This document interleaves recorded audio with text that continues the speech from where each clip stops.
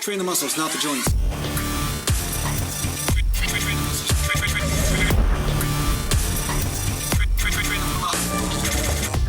Welcome back to Natural Land Bodybuilding, and today I'm going to talk to you a little bit about shoulder training if shoulders are your weak link.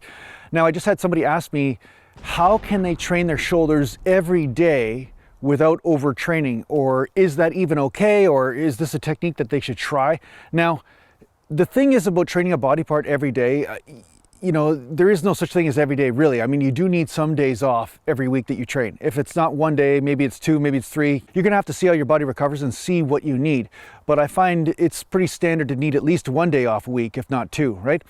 Otherwise, if you're gonna train your shoulders every single workout, you also have to bear in mind that your front delts get worked a lot more than the other heads of the delt, especially when it comes down to all your pressing movements, right? So every time you're doing flat, every time you're doing incline, every time you're doing dips, every time you're doing anything that involves pressing, you are using a lot of the front delt.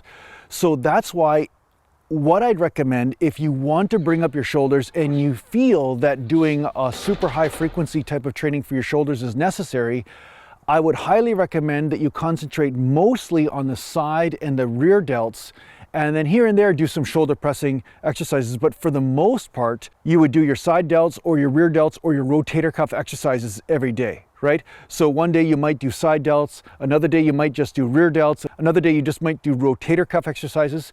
And then, yeah, you might do that one day where you do shoulder presses and stuff. But if you are planning on training the shoulders every day, I would highly recommend doing this, because the chance of you overtraining the shoulders or tweaking something or just basically tearing something down so much that you can't even push the chest hard enough when you're doing a chest workout is very prevalent if you're going to be training pressing every day. So say you did shoulder presses every day and wore out your front delts, then when you go to do chest training, like bench pressing, your delts are going to be so fried that your chest is not even going to be able to get a workout.